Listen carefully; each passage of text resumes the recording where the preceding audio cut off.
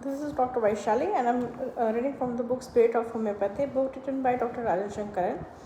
Section 4, Materia Medica, and last chapter of this book, lesser use remedy, and part 2, and case number 2. A colleague from the Switzerland, Dr. Hans Georg, he narrated a case to me while he was in India. This was the case of the child aged 8 to 9 years who suffered from two major problems. One was an eczema which affected her face, and the other was that she was completely withdrawn, taciturn, and psychologically disturbed.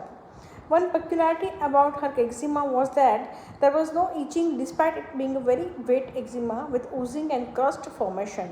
Her psychological problem started a few years earlier when her father told her a story of a girl, an angel, who was put into the coffin by her father when she was still alive. The coffin was buried, and the girl woke up and found all kind of creeping creature around her. After hearing this story, the girl was completely shocked, and from this time her whole attitude and mood changed. I suggested that she should be given a cicuta virosa. The rubrics were: horrible things, sad story affect her profoundly, sadness from the sad stories, talk indisposed to, desire to be silent and taciturn, man shuts the foolishness of, sensitive to sad story, company aversion to, avoid the sight of people, quiet disposition, dullness and sluggishness. Combined with this, Phatic laboratory gives only two remedies for eruptions without itching, of which it is a cicuta virosa is one. Reading the skin symptoms of cicuta, I found a close similarity with the patient. I heard from Dr. He later that she did very well on the cicuta, both mentally and physically. Case number 3. A businessman gave me a symptom resembling a mental problem. He said he just could not continue talking to me for long since it produced in him the need to stop and to go away. Similar feelings were produced when he was calculating, reading, or conversation. He just felt the need to go away from the place. I did not know how to interpret this symptom and try to question him in a various way to elicit exact how he felt. I asked him whether he felt that if the continue something would happen or something would break, or what happened. He denied all this but kept repeating that if he did any of the above action, he felt the need to leave the place immediately. After thinking for some time, I opened the repertory to the rubric restless mental labor during and after. And one of the most important remedy there is a Kali phosphoricum. And on study study on other symptoms, I was able to confirm this remedy and it helped him a lot. Now case number 4. A Swiss violinist came to me with the problem of severe anticipatory anxiety and nervousness before a concert. He had been given a various medicine including arginine nitricum, gelsemium and other for the problem, but without any result. On studying his symptom, what came out prominently was that he seems to have absolutely no emotions. He never got angry, was never sad and never too happy. When I asked why, he said he did not see the need to have emotions since everything happened the way it is supposed to. For example, why should I get angry with a man who is behaving badly with me? It is in his nature. Why should I let this affect me so I don't get angry? He had a very strict upbringing. In his house, pop music and other modern music was anathema since it was not considered suitable for intellectual people. He never did anything adventurous even in his teen years, and he sorely missed this.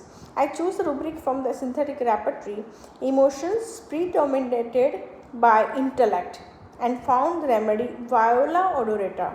Incidentally, Viola odorata is the only remedy mentioned under the rubric sensitive music of violin 2.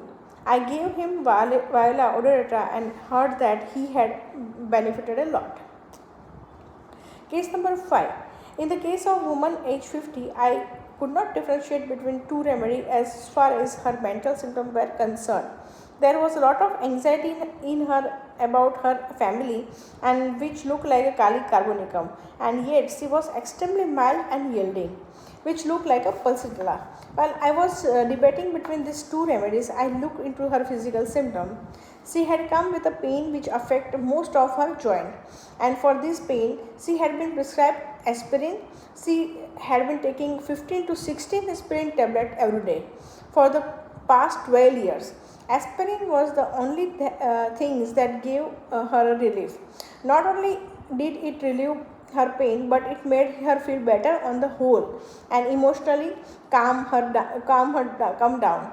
I was curious. I looked up into the remedy salicylene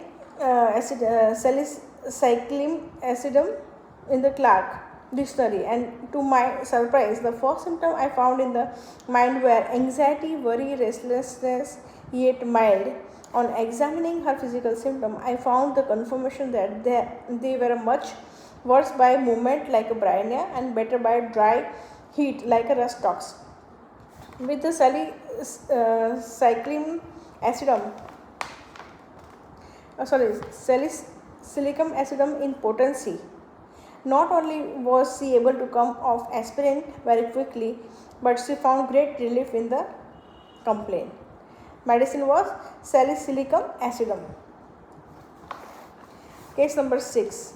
Several years ago, I was called to see a young, recently married woman. She had covered herself with a layer and layer of the quilt. There must have been 12 or 13 layers, and she was there under all of them, shivering. She had a temperature. She said that she felt frozen despite all this quilt, and that this coldness came in waves which were ascending all around her head. I prescribed the remedy Heloderma horridus, the Gila monster, and with this she improved rapidly from the condition which could not even be diagnosed by the physician. The description of this remedy is to be found in the Borix Materia Medica, and I came to it from the repertory. How he came on this Gila monster, that he didn't describe. It's okay. Case number 7.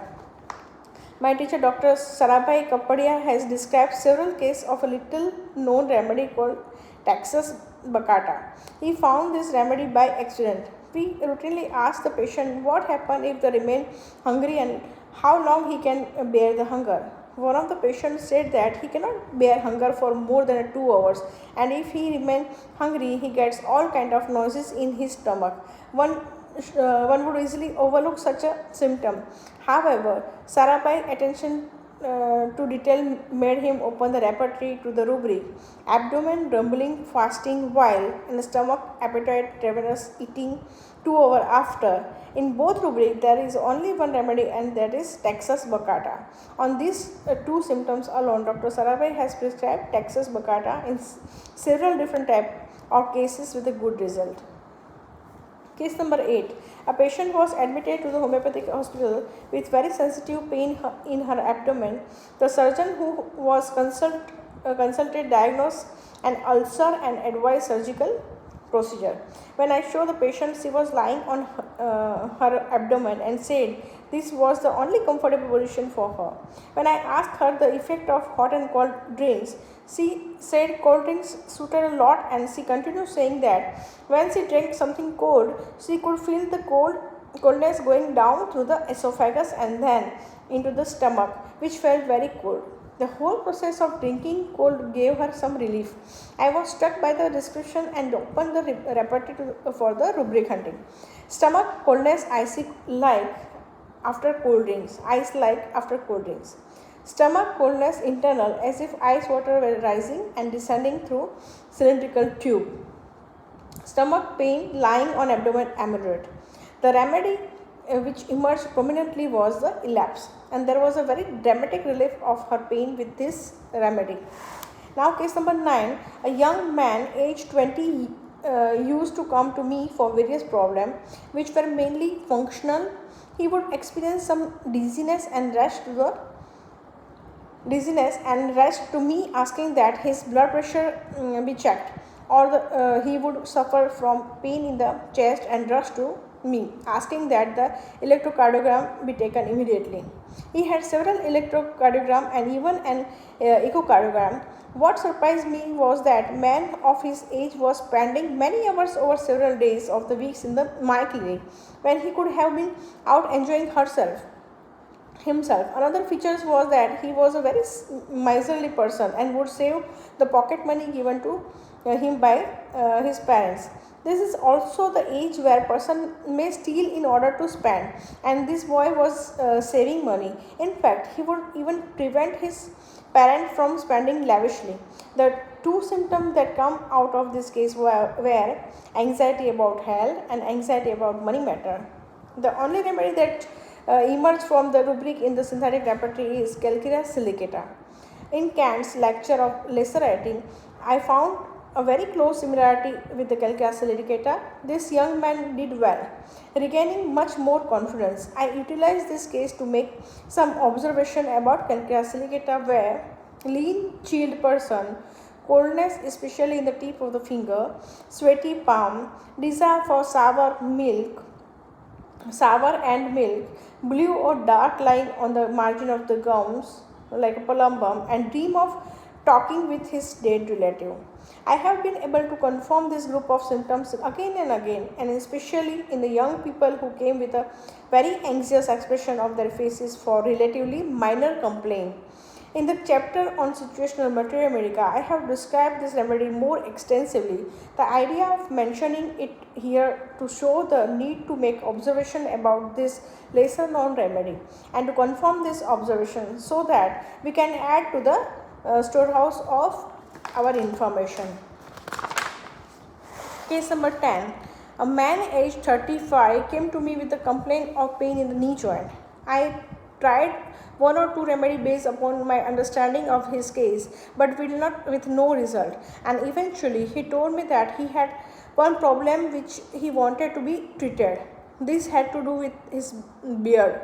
There were some bald spots in the beard, and from these bald spots appear a little fluffy white hair. I decided to look up the symptoms and Kant's repertory. I found it as follows: head, hair, falling spot in and comes in white. The only remedy was the Vinica minor, and with great caution, I prescribed the Vinica minor, and to my surprise, not only did the bald spot go, but he found relief from the joint pain too. Now, case 11. I was treating a businessman from a large family. He was living with his elderly father and mother, his brother and sister. The expression on his face was very bitter. From his history, I could see that he felt he had been treated badly by the whole family and subjected to lot of injustice.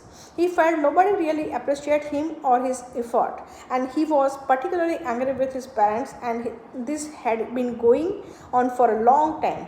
The only relief he found was from listening very sad music. He would somehow feel in a tune with the kind of music and feel very much better from it. I took the rubric embittered, sadness and music ameliorate. From this rubric, the remedy that emerged was the manganum, and this remedy benefited him a lot. And case number 12. This case is a medical doctor who was treated by the colleague, Dr. Praful Balwalia. The main complaint was psychological, and he was sleepless for several nights, despite the strongest tranquilizer and sedative. When Praful saw him, the doctor refused to talk, and he had been pacing up and down the room restlessly the whole day and night. The only things that Praful observed was that there was a photograph of the doctor's father in the room, towards which the doctor would glance frequently with a sorry look. The history was that the doctor was doctor has been married twice, and the both marriage had failed. He had married again the wish of his father. The doctor was also a very resourceful man and who was planning to build a large hospital in the Bombay using fund from the abroad. He was a very hard-working man, and all his tests had resulted in a acute peptic ulcer, and consequently immediately surgery had been advised. Praful Praful took the rubric remorse, plans making many sleepless from thoughts and activity of the mind. The same thought is repeated and industriousness. From this rubric, he came to the remedy coffea, which helped the doctor to sleep immediately and also get rid of the ulcer. In mentioning this case, I wish to emphasize the need to look at the case exactly as it is without bringing remedy into our mind. The second point that needs emphasis is the necessity for the attention to smallest detail of the case. You may get the clue to the remedy from anywhere, and you need to be open to it. And the third point that needs emphasis is that our repertory and materia medica are reliable, and our proving symptoms have been decoded accurately. Therefore, we should never hesitate to prescribe a new remedy. If its importance and peculiar symptoms match with the patients, you can place as much faith in this small remedy as you can in the more well-known remedy of the materia medica. In the other chapter of this book, I have described several remedies which are less known, and also described aspects of the well-known remedies which are not so well known. For example, calcarea sulfurica, chelidonium, the mental state of the china, graphitis, magnesium muriaticum, and kali iodatum. I would never have come to these remedies if I had persisted in using few remedies I know well. The last point is that the peculiar physical symptom must be very carefully considered when selecting the remedy. You must not become too focused on the body, but try to understand the state behind the mind and body through the peculiar expression in both spheres. It is very useful to understand this lesser used remedy through cases, and slowly they will be ranked among your most important remedy through casework. Have understood more about remedies like graphitis and calcarea sulfurica, and I find I am now using them more frequently. It is also useful to share the knowledge about this lesser used remedy through the journal, seminar, and case conference.